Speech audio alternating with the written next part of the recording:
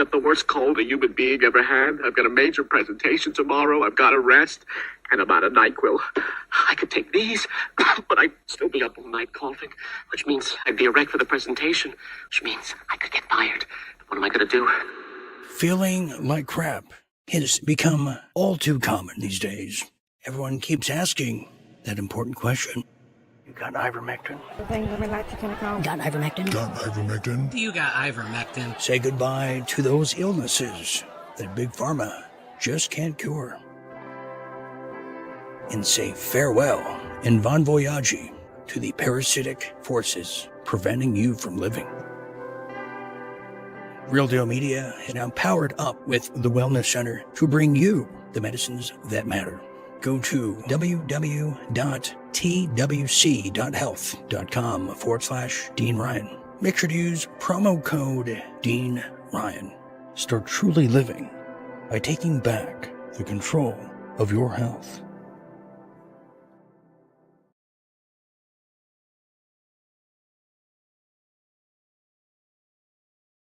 Welcome, everybody. Welcome to Beware of Darkness.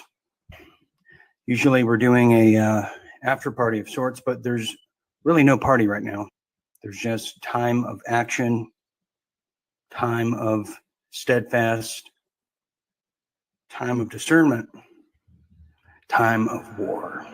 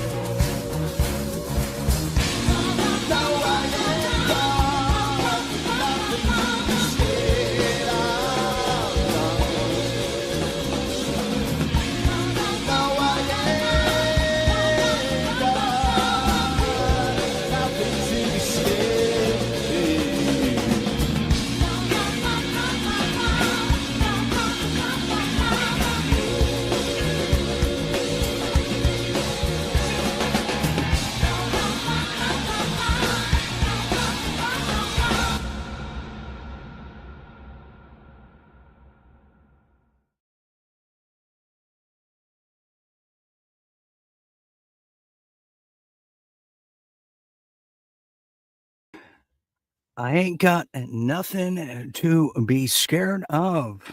What a message that is, unless you are Adam Schiff, James Comey, Peter Strzok, Hillary Clinton, Barack Obama, dare I say. Welcome, everybody, to Real Deal Media's #1 fantastic, flawless show here, World at War. I am your World at War late night host. And that's just it here. Tonight is such a hot show that my entire computer just blew up. The entire sound system just melted to pieces because It is volcanic. Crossfire Hurricane is the title of tonight's episode. And what a title and how fitting, because if you were alive, if you were awake or conscious just a few years back, everything was about Russia. And if you were tied to anything Trump, yours truly included, you were part of the modern day McCarthyism that took place in this country and still is taking place and attempting to even be a bigger problem for all of us. And now we know Operation Crossfire Hurricane as the Declass is here tonight. We're going to get into that. Okay. So we have a lot to get to. And I just love the lineup, if you would. Just as I was creating this, which I'm never happy with it. I'm going to put another version out. But it's just all of the all-stars of the past decade who just made life hell for many of us. Longer than a decade. They're all there. And there's not even enough room to fit them all. So we're going to be getting into that. We have Jim Fetzer, who's supposed to be joining us. We've been trying to contact each other. He should be here. We're hoping, but he'll be joining us here tonight as well. In addition to that, there's some great news taking place we'll be touching upon. I'm not a bearer of bad news tonight. That's not all. And plus a major update with the JFK files and a continuation in the Real Deal International regarding China and their plans to take over Taiwan. We didn't get to that last night. We're going to attempt again to do that. I just stacked the cards way too much last night with stories. That happens from time to time. So you got to bear with me on that. And plus, we're going to get to some real deal showbiz. I don't know if you've heard about this. Justin Bieber is now posting cryptic pictures, and we're going to try to get to the bottom of that mysterious cryptic that Justin Bieber, who, if you haven't seen him lately, I mean, he looks like a shell of his former self, pimped out at a young age. So we'll be getting into that and a wonderful story to close on here tonight with Real Deal Pets. Okay, so we are broadcasting live on the Real Dean Run over there on Facebook. Yes, we are, as well as the Graveyard over there at Dean Ryan TV on YouTube. Yes, we're celebrating 5 years with Dean Ryan TV, which, if you don't know, we lost it in 2022 completely. It was taken, and somehow, some way, mistakenly, I got it back, some have said. So hello to all of you over there. And finally, we are on Rumble. Yes, we are. Okay, let's get started now with some headlines from around the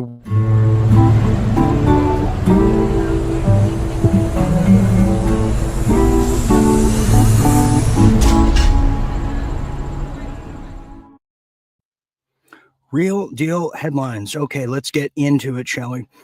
Well, there's a new scandal that has been brewing the past 48 hours, and it's called TextGate. Yeah.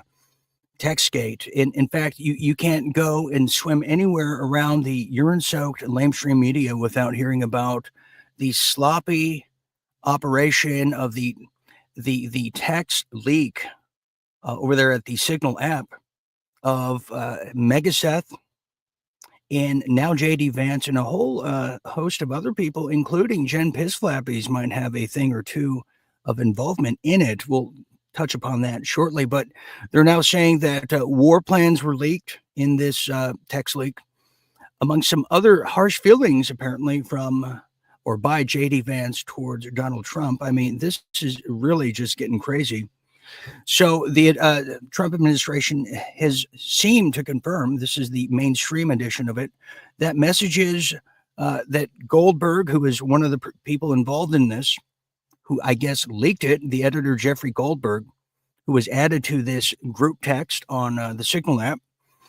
Well, he released it all, and he said, if you don't know, Signal is an open source encrypted messaging service. I suggested that you try it if you haven't.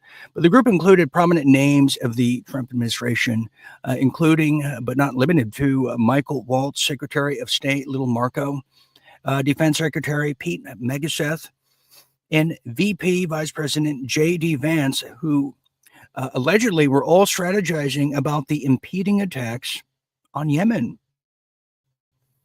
Yeah, that's right. The messages were sent before the strikes began last weekend and previewed almost precisely when they would ultimately take place. That's right. Well, the administration seemed that to confirm that the messages that Goldberg was included in were legitimate, and they're saying they spun them as, quote, a demonstration of deep and thoughtful policy coordination between senior officials. Now, the situation raises a few issues. Some have speculated. Why are officials trading such sensitive information on a platform like Signal, which doesn't appear to be authorized for such communications? One, which is, well, we know Obama was communicating through, Sony PlayStation with in WhatsApp and all these different things, and he had his own BlackBerry that nobody had access to. And don't get me started on Hillary and all her just endeavors with communications. So let's just hold the phone there. And then how is it possible someone who wasn't authorized to view them, like this reporter, how are they included and nobody noticed? Three, given the Signal messages laws that require such communications to be preserved, did it not violate federal records laws that would require such communications to be examined? And then finally, how does the White House square this apparent national security breach with Trump's long-running criticism of Hillary Clinton's for using private email server? Yes, these are very, somewhat decent questions some might be thinking about, but Trump seems to be standing by his men, in this case, his team. That's right. He seems to be standing by them all. Yes, as now he's saying the following. Let me share it with you about it because it is currently developing. Well, now they're saying that this Goldberg individual, Jeffrey Goldberg, a very common name, I guess. They're saying that he's a congressional Democrat's best friend. And they're saying that nobody was texting war plans. Oh, really? Well, here's what Jeffrey Goldberg says, and I'll share a bit more what the Trump camp seems to be saying about this whole debacle. Responsible here and not disclose the things that I read and saw. I will describe them to you. The specific time of a future attack, specific targets, including human targets, meant to be killed in that attack, weapon systems, even weather reports, or, that the government is I don't know why Hexet was sharing it with everybody. I mean, the precise detail of, and then a long section on sequencing. This is going to happen. Then that is going to happen. After that happens, this happens. Then that happens. And then we go and find out if it worked. I mean, he can say that it wasn't a war plan, but it was a minute by minute accounting of what was about to happen. Organized, responsible here, and not disclosed. Yeah. He seems very credible to me. My God, how did he wind up in a group text is the bigger question. So it's a developing story, but I don't think it's going to go anywhere. It doesn't even seem like the walls are closing in this time. They got them per usual. Anyways, continuing now as we just scrounge around here, as now this is something new that Hawley demands Congress rein in rogue judges after court forces a return of deported gang members. Yeah, this is a ongoing story. We shed some light on this just last evening in last night's episode. Yes, a major kind of news scandals brewing with the judges. Some have called it the judge demic that now is plaguing America, and probably the last front of just evildoers we have to deal with. So here's what we know right now. Senator Josh Hawley demands Congress strip district courts of power to issue nationwide injunctions, calling it a judicial overreach against Trump's immigration policies. Also, a federal judge forced planes carrying deported gang members to return to the United States, sparking outrage over judicial obstruction.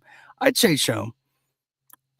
Also, in addition to that, Congressman Hawley introduced a bill to ban nationwide injunctions limiting courts' rulings to involved parties or districts. Democrats face accusations of hypocrisy for opposing nationwide injunctions when used by Republican-appointed judges. And then finally, the clash highlights a broader battle over immigration enforcement and separation of powers. I would say so on that front, don't you? Continuing now, well, here's some good news. Well, North Carolina Supreme Court now rules that schools cannot legally miracle jab your children without their consent. Well, from the parents, that is. Well, I mean, isn't that just a given? Isn't that just common sense again? And let's see if a judge tries to stop this, although a judge is backing this. Now, North Carolina Supreme Court. So there you have it. So here's what we know thus far. North Carolina Supreme Court rules that schools and health clinics cannot administer the death shots of the non-miracle jabs, or COVID-1984 there, to minors without parental consent. Now, the court rejects the PrEP Act immunity for constitutional violations, allowing parents to sue for unauthorized miracle jabs. Well, the case involves a 14-year-old boy forcibly miracle jabbed despite objections from both the child and his mother. Can you imagine that? That really got me right there. I did not know that. This is the fact that this is still happening today tells you the complacency in the school systems, evil indoctrinationship. Continuing now, well, majority opinion declares that the miracle jab policies as the greatest intrusion of civil liberties in the peacetime history of this country, and I could not agree more. And finally, dissenting justices argue the ruling undermines federal immunity protections under the PrEP Act. I think so on that one. Continuing now. Well, here is a new development, as now a new executive order requiring proof of citizenship to register to vote blocks states from accepting mail-in ballots after Election Day. This is something we saw a lot of during 2020. I mean, who remembers all the closing down of precincts by like 10 o'clock? And the excuse was, well, the workers are tired. They have blisters and, their rotators are hurting. They have to go home and take a nap for, a long time. And then we saw all of the ballots get moved. We saw just rando mules. And it was documented in, the 14 Mules by Dinesh D'Souza. I think we saw what really happened, but this one is now official as Trump has now signed the executive order to stop it.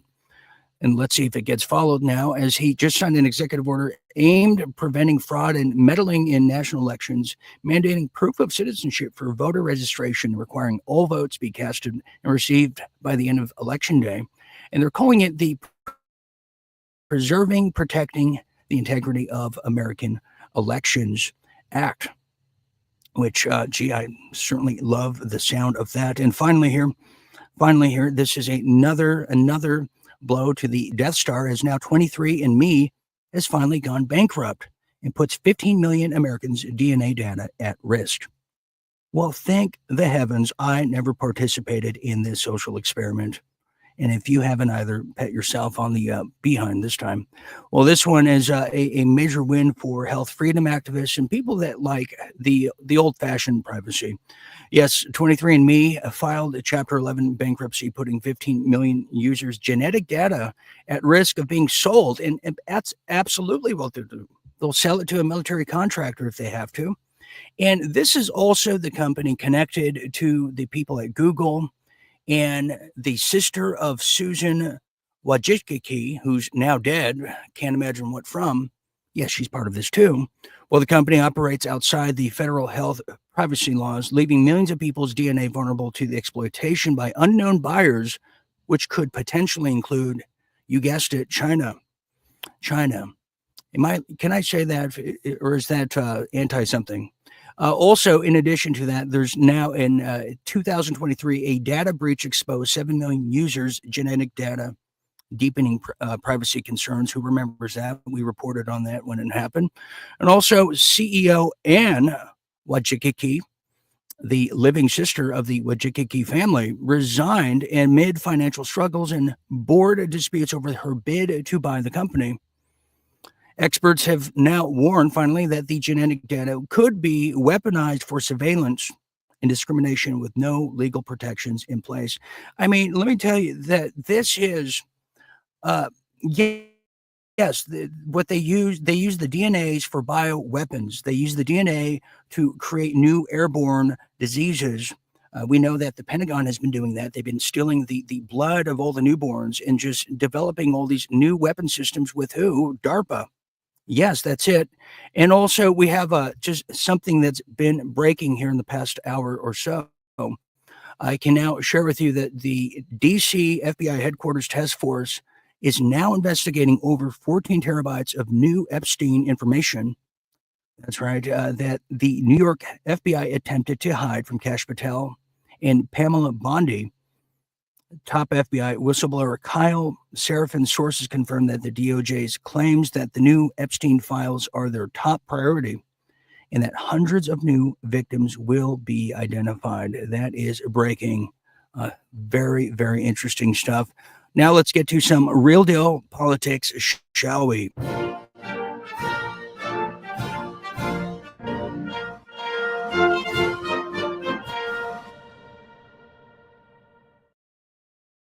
Well, we're about to now embark on our headline story here tonight about Crossfire Hurricane. But before we do, how did we get here? Let's kind of maybe take a walk down memory lane to that good old-fashioned year of 2017 and how it all began. And let's reminisce with just glee, shall we? FBI Director James Comey was talking to employees at the Los Angeles field office when a breaking news bulletin catches his eye. The room had televisions on the wall, and I saw Comey resigns on the back screens. Resigns? Yeah, it said resigns. And then that changed to Comey fired. And now I'm staring at it, and the audience could see my face change, so they start turning around looking at the back. Then I went into a room to find out, have I been fired? Because I did not expect to be fired. What's your first thought? That's crazy. How could that be? Weren't you angry? I don't remember being angry. I thought it's crazy to fire me. I'm leading the investigation of Russian influence, and particularly whether anyone in the Trump orbit had coordinated and conspired with the Russians. That makes no sense at all. I got to ask you something that you said also to me on Sunday. Is that you thought that at the time, former Director of National Intelligence James Clapper was too definitive when he said no evidence of collusion at the time that he served through essentially January 20th of this year. What basis can you feel confident saying that the Director of National Intelligence oversold something?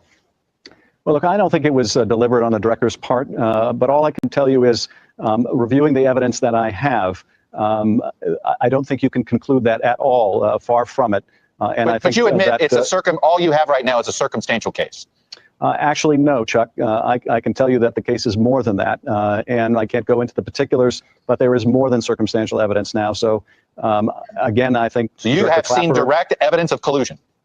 I don't want to go into specifics, but I will say that there is evidence that is not circumstantial and is very much worthy of investigation. So that is what we ought to do.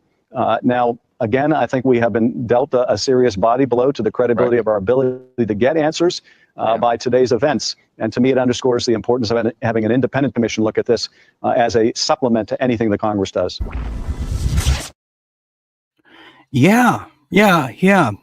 It didn't really age well, did it? It didn't really age well. No, I don't think so.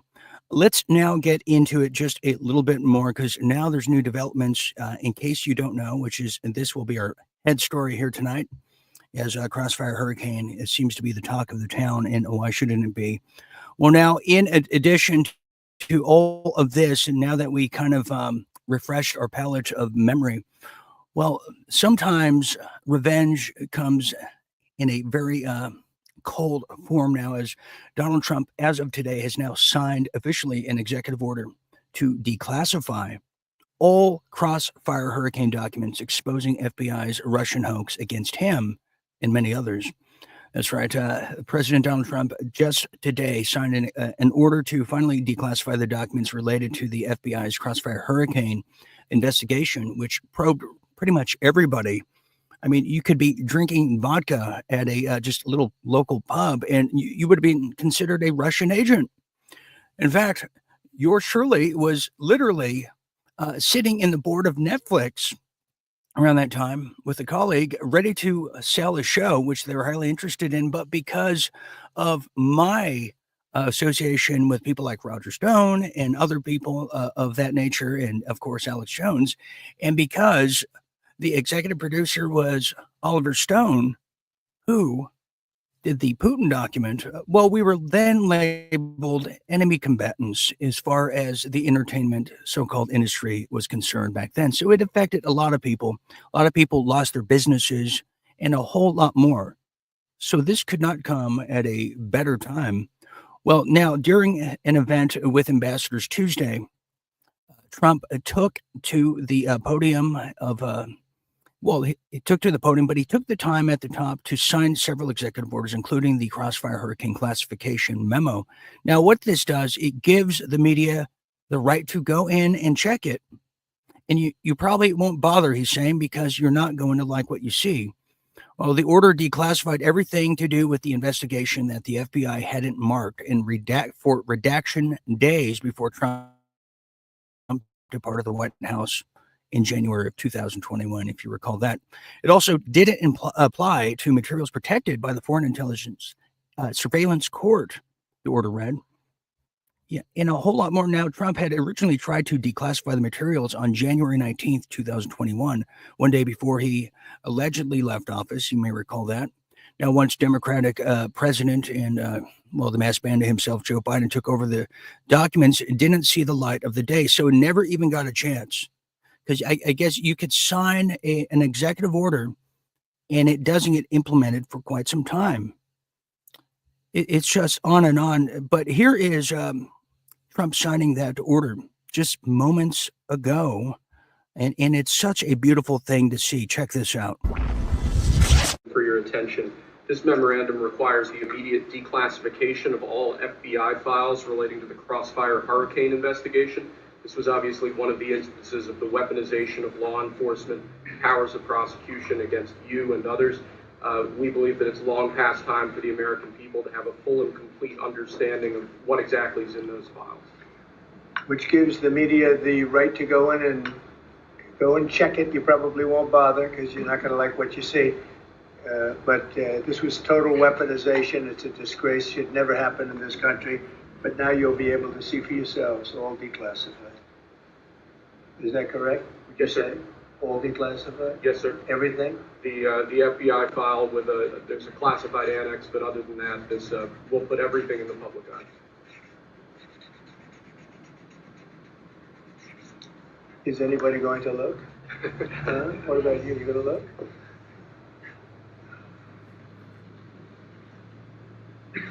Frankly, the FBI should be ashamed of themselves, and so should the Department of Justice, and so should Biden.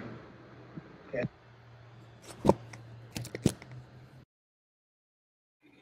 Yeah, I agree. To speak about this and a whole lot more on all of these matters is the one and only Real Deal Media's political analyst, Jim Fetzer. Jim, welcome back to World at War.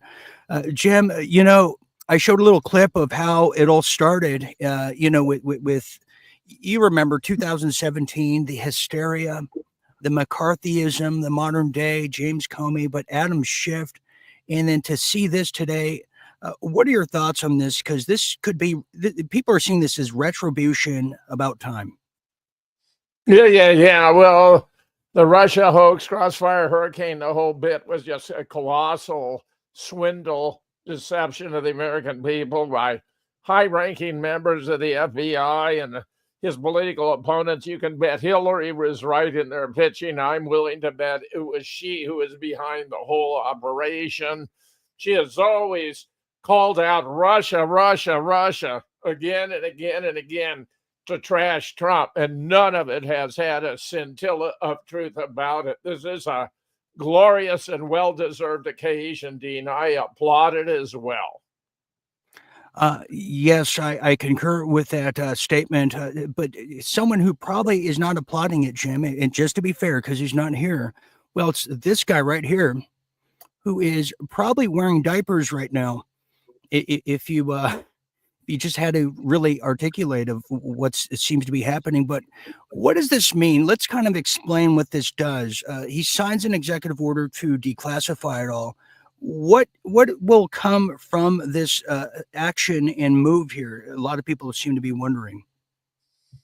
Well, there will be a very thorough dissection of all the records now because they're made accessible, and I'm certain without any redaction. I'm unhappy about their doing so much redaction of the Epstein files. They want to get any reference to Israel out of it. But in this case, it had nothing to do with Israel. It had to do with swine like Adam Schiff and Eric Swalwell and Hillary Clinton and other miscreants. I don't doubt Barack Obama had his fingers in this pie as well. It's going to lead to their exposure of corrupt acts, and it's going to have political significance. Whether legally anything comes of it is a whole nother question. The judicial process is cumbersome, tends to be rather slow and tedious, and is corrupted by judges who aren't following the law, but rather a political ideology. I would say the consequences are going to be political, but they will be substantial. Yes, they will. In addition to this, Jim, and I think you've got something on that. But can people like Barack Obama, can they get immunity from any sort of prosecution? Can they do this to former presidents? And I guess the answer is yes because of Trump. But is the implication towards Obama behind this? What can be done to him? Are we looking at tribunals in the military? I think that's highly unlikely, Dean. I mean, there's so many layers of protection. But I'm telling you, getting the true story here of Crossfire Hurricane out before the public is going to have a real impact. People aren't going to look at these players the same way again. And it's not just the FBI and DOJ having their romance while they plot to trash Trump. It's going to be the higher players who may have been more remotely involved, but whose exposure is going to be really devastating. Yeah, I think that's true, Jim. You might have missed the first segment with all of these judges that seem to be blocking the sovereignty of the United States from coming back to the centerfold here. We have Congressman Hawley, who's putting forth new legislation to not allow these just federal judges from local jurisdictions from dictating national security and policy. Jim, I mean, this is the first time for people to understand legal lawfare from the bench. What damage, if any, are these judges doing, and are what they doing constitutional? Well, no, it's very clear there's a violation here, separation of powers. We have three branches of government: the legislative, which passes the law, the judiciary, which interprets it, and the executive, which enforces it. Now, there can be cases brought against what Trump's doing, but these judges seem to be taking the initiative on their own to try to intervene by violating the separation of powers, where the President of the United States is invested with the sole executive authority to run the government. The Constitution is very clear on this point, Dean. And I believe these cases are going to fall by the wayside. They will be reviewed, ultimately, no doubt, by the Supreme Court. But I have no doubt that Trump is going to prevail. Jim, yeah, and look at some of the notes here. This is from Natural News, and we thank him for it. But look at this. Trump is now using, and we talked about this last night, the Aliens Enemies Act of 1798 to fast-track deportations of gang members accused of terrorizing communities. And again, you're talking about the separation of powers here.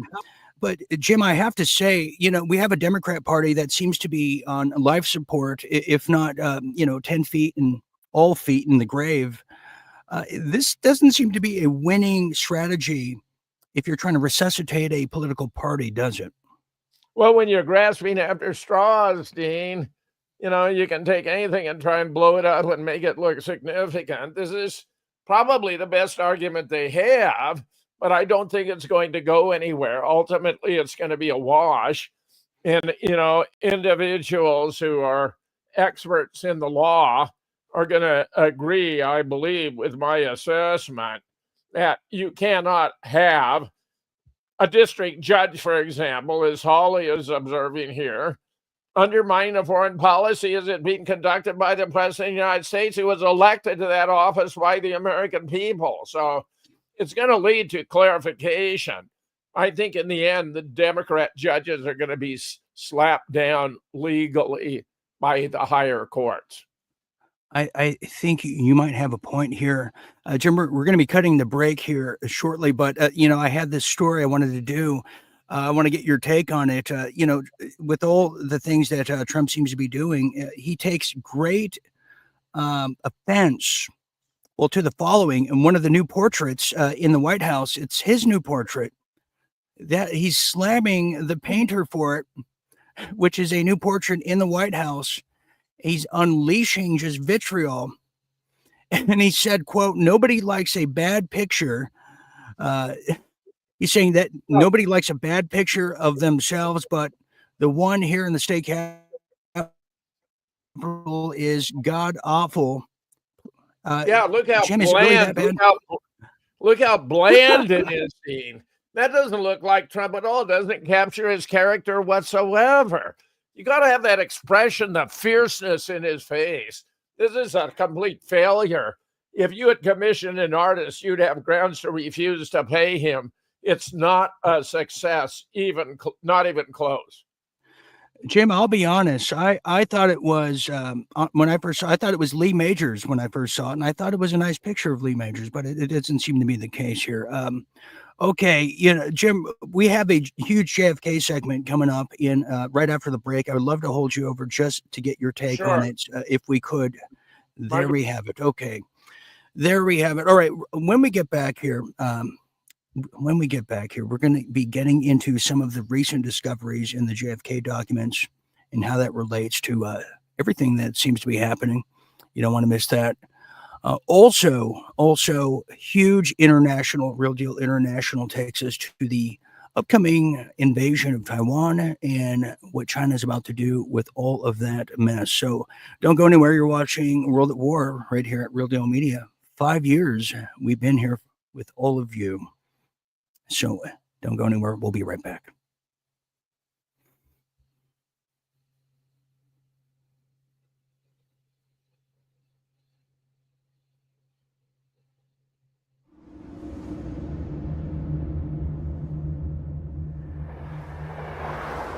In a world gone mad, appears a casual news broadcast can turn deadly real quick. This control of the media, too, and so on. She is a blow to the Death Star. And sometimes turn against the unexpected.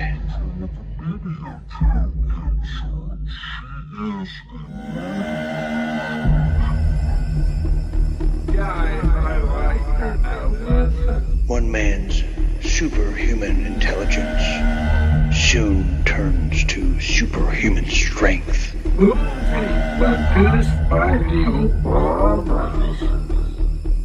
Leave the world behind. That includes the ship taken out.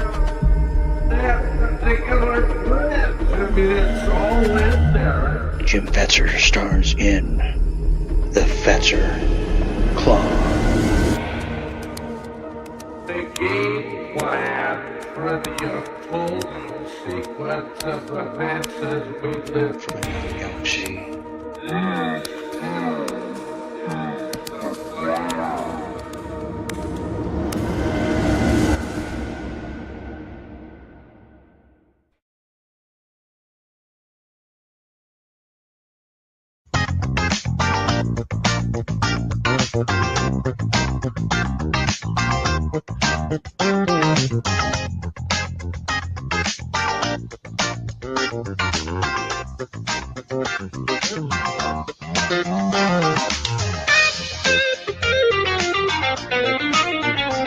Wow.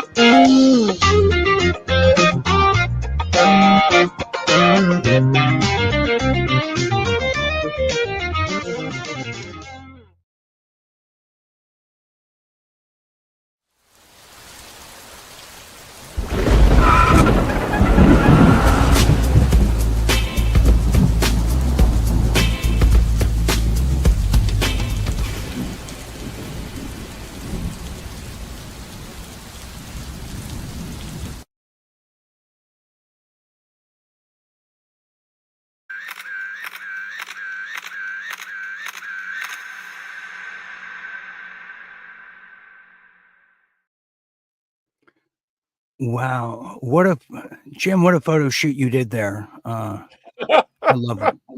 I love it. Fetzer claw. I love it. Yeah. Yeah, Jim, did you want to talk about your new movie, The Fetzer Claw? I didn't know if we were allowed to do that.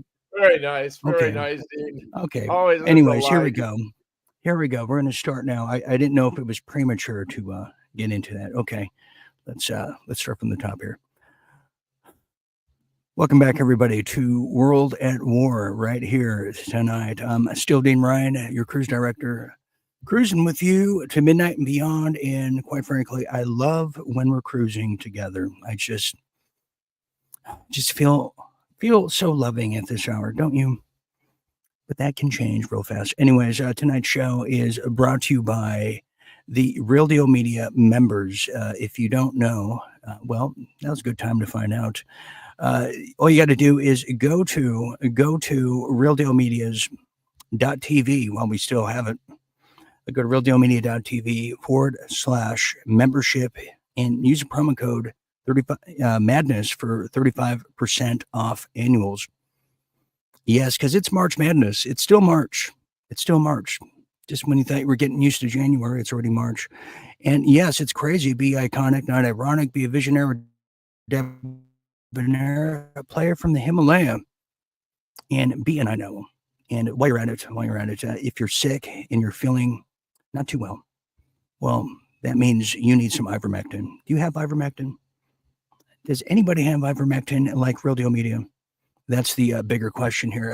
Ivermectin has really helped a lot of people. I know a lot of people that have just said incredible things about ivermectin, and I try to put a special together. But this is a parasite cleaner.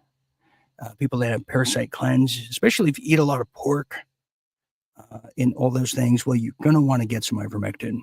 So go to www.twc.health/Dean Ryan and use promo code Dean Ryan, as you see right there on your screen. And Dr. Ryan's incredible discount will come to all of you. So you don't want to miss that. And finally, last but not least, is a big thank you to everyone who has helped donate to Real Deal Media's Real Deal Go over there at Gifts and Go. We have 3 weeks to turn it all around here, or we're going to be saying au revoir. That's right. Because when you're the independent within the independent, it's not always pleasant. It's a little suffocating. But go to www.giftsandgo.com/Real Deal Go. And each and every contribution helps fuel the operation. Yes, it does. Okay, let's get back to business here. Okay, we're going to be now getting into JFK files, and there's been a lot. There's been so many files, just thousands and thousands of them, that it will take some time to just rummage through, many have said. But in some of the new findings I'm going to tell you about, it's implicating a lot of different countries and a lot of different people for the first time, and I think it's very newsworthy. But let's talk about it, shall we? Well, here it is. Yes, JFK Files is something that we never thought we'd see in our lifetime, that has been a 60-year cover-up. Well, now there's some new findings now about the CIA secret war on Soviet sugar revealed in JFK Files. Yeah, that's right. You heard it right. Soviet sugar. Well, the CIA contaminated now, back then, 800 bags of Cuban sugar bound for the USSR, roughly around 1962, using a very poisonous agent to make it bitter and inedible, really, without harming health as part of a Cold War economic warfare. Well, the sabotage was part of a broader CIA campaign, Operation Mongoose, it was called, to destabilize Castro's regime after the United States embargo cut off Cuba from its primary sugar market. Also, another discovery recently in this is the operation aimed to undermine Soviet-Cuban trade, though its success remains unconfirmed due to lack of Soviet records. And also, another tidbit is the tactic mirrors today's economic sanctions and financial warfare against adversaries like Russia, China, and pretty much who else is not participating in the corporate enslaved dollar, highlighting the enduring role of a covert economic strategy. And finally, the declassified document, one of them recently, documents reveal Cold War espionage tactics, domestic surveillance, sparking debates over government secrecy and the public's right to know. Well, another finding in all of this that I shared, well, it's something that I thought had to be shared, because why did people like Ben Shapiro come out of the woodworks to really create this hysteria from his point of view of why does it actually matter of who shot JFK? Yeah, I guess it doesn't matter to him, but here's a little video we put together. It kind of puts it all in perspective. Now people are rising up to some of the implications of certain people, which, well, I'll be damned. We don't have that. Damn it. We had it somewhere. We'll get it for you. But in the meanwhile, you're going to see Ben Shapiro literally talk about how it doesn't matter to him. This is the modern times. And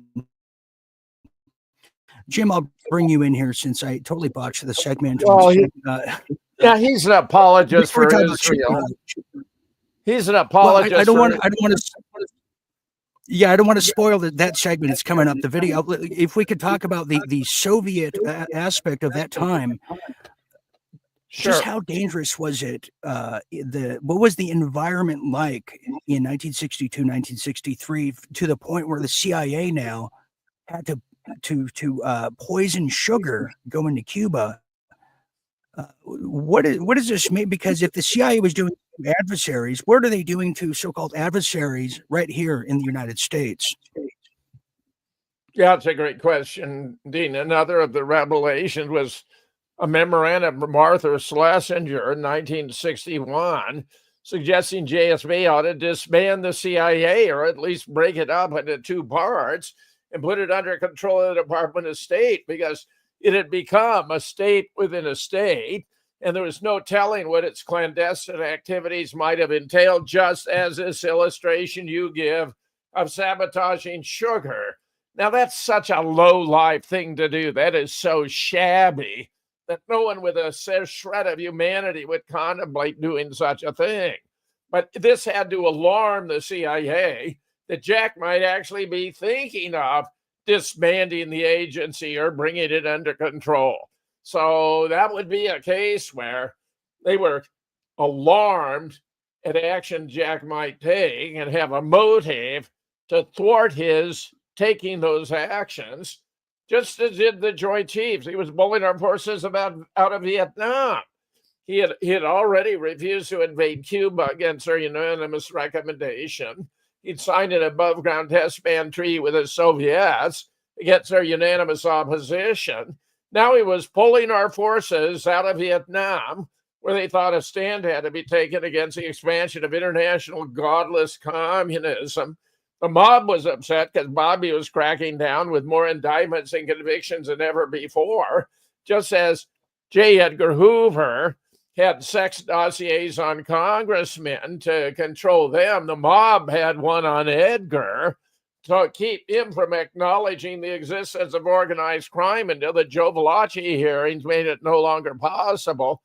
The Texas oilmen were upset he was going to cut the oil depletion allowance, a massive write-off they have on the specious grounds that since oil was a finite resource, by pumping it out of the ground, they're putting themselves out of business.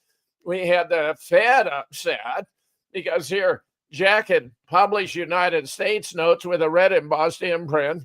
He was contemplating abolishing the Fed on the ground it was absurd to pay interest to a consortium of private banks for printing the currency of the United States, which it could be done by the Department of Treasury for no charge at all. The anti-Castro Cubans thought Jack had betrayed them at Cuba by not providing close air support. It was false because he made it clear from the beginning there should be no overt U.S. air support. But I mean, all these groups were upset with Jack and wanted him out primarily for policy purposes, except in the case of the anti-Castro Cubans who simply wanted revenge, and they got it. And Dean, believe it or not, each of these groups put up their own shooter. So there were actually 8 different sponsors of the event. Right. Each of them put up their own shooter. And if you look at the wounds, it's not tough to sort it out. What you realize, Lee Oswald was in the doorway and didn't fire any shots. Jim, and I had a terrible dream. Now that we're talking about this last night about I was, being there and seeing the bullet happen in real time. It's terrible. But I want to get back to Ben Shapiro. But before we do, look at this real quick.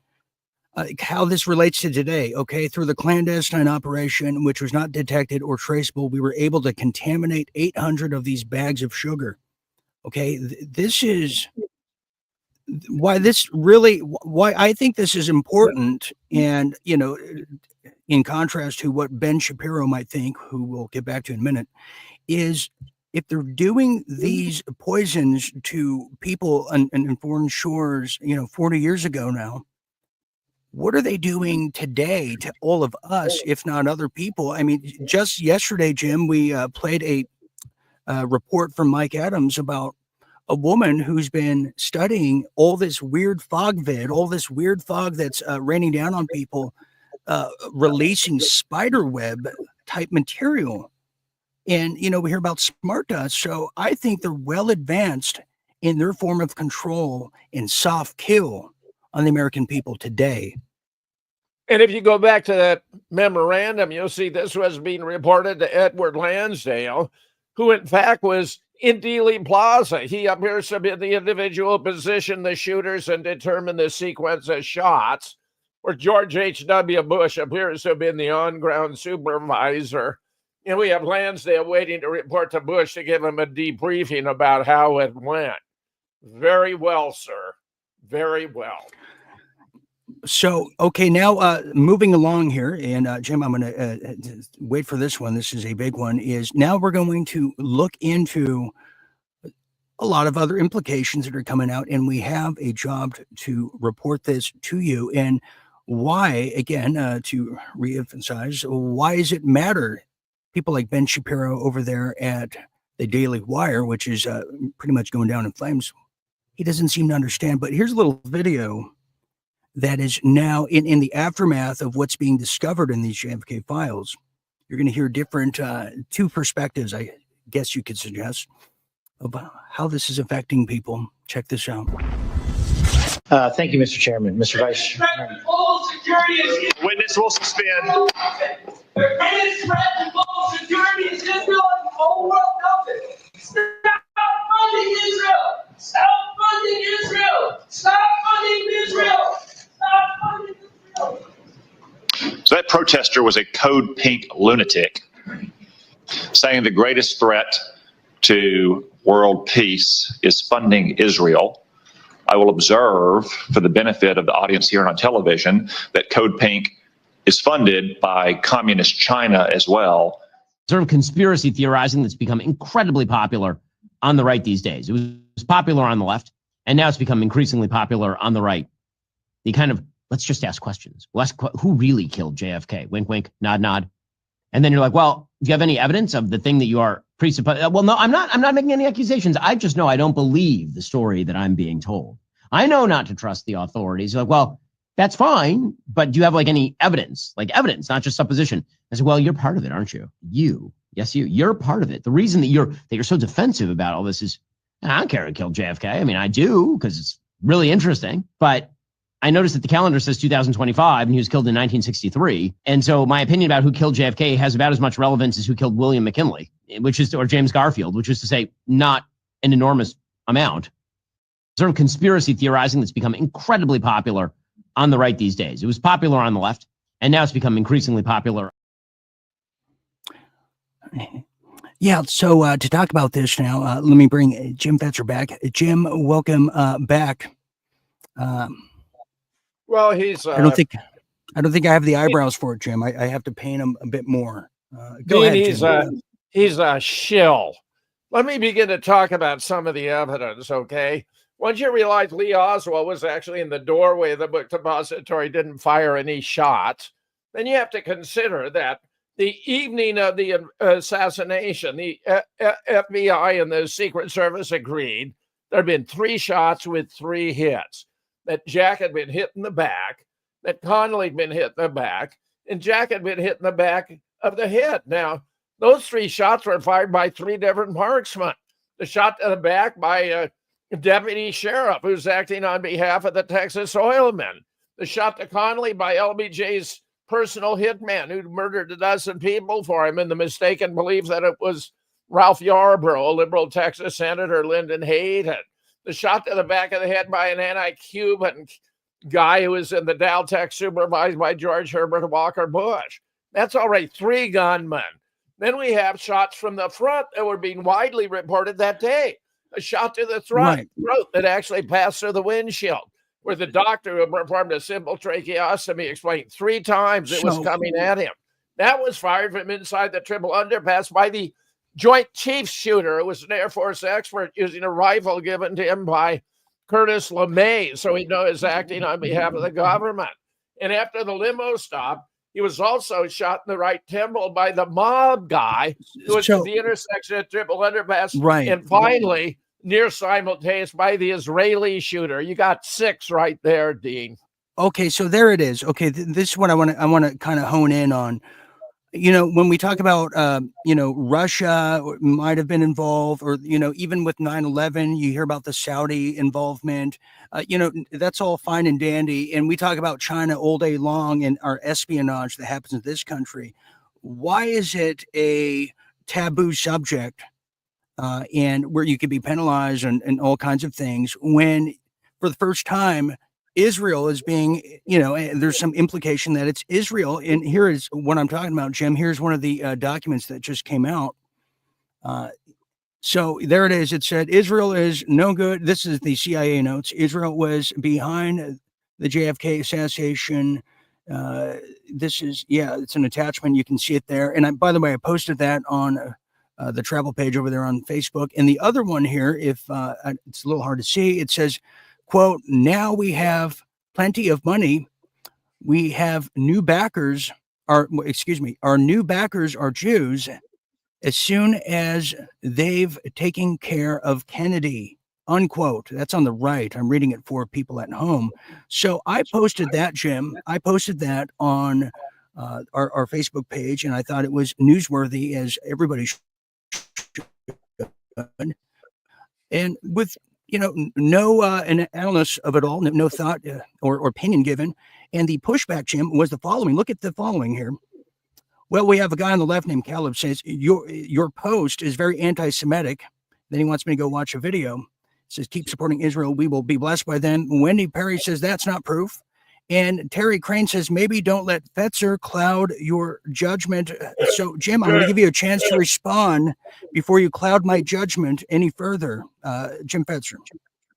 Well, it's ridiculous. You're talking about a CIA document. That's proof. That's evidence right there. You didn't just make this up. You didn't pull this out of your anal aperture. And if Ben Shapiro doesn't know the evidence, he ought to start with Best Evidence by David Lifton, then read my 3 books where I bring together groups of experts: Assassination Science, 1998, Murder in Dealey Plaza, 2000, The Great Zapruder Film Hoax, 2003. Maybe Ben Shapiro will start to understand how much they covered up and why this is the most complex murder mystery in history. Then he can read my more recent book, JFK, Who, How, and Why, and Doug Horn's 5-volume Inside the ARB, where he was a senior analyst for military records for the Assassination Record Review Board. Ben Shapiro doesn't know SHI about this, and I'd be glad to debate him. You tell him I'd like to meet him, and we have a debate, and we can use slides because so much of the evidence is visual. Tell him I would just very much like that. In fact, I did, Jim, and he says, you don't stand a chance. He's going to win. You don't have a chance. That's what he said. I don't know why he said that. I said, Ben, you can't be speaking that way. Jim, thanks for shedding some light on this and for not clouding my judgment any further. Even Adam Schiff thanks you for that. But you can catch Jim 8 days a week over there at Revolution Broadcast Everything. Also, check out Jim's new film outside of the Claw, the Fetzer Claw. You can check out Jim as starring in a new movie called No Shoes, No Shirt, No Problem. Mel Fetzer stars in. That's him. Just a wonderful, wonderful movie coming this summer. Is that right? Okay, summer. So thank you very much, Jim Fetzer. My pleasure, Dean. Always a joy. Yes, there you have it. Okay, we are back now. We are just getting to the bottom half here, running out of time a little bit, but I vowed to do the China report, and that's going to take us to Real Deal International.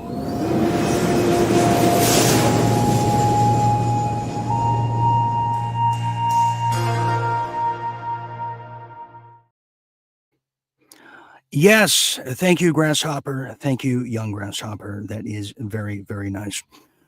So here it is. Yes, China is now preparing to invade Taiwan. Yeah, that is true now, as China's preparing to do this by 2027. That's really giving them, well, not much time at all.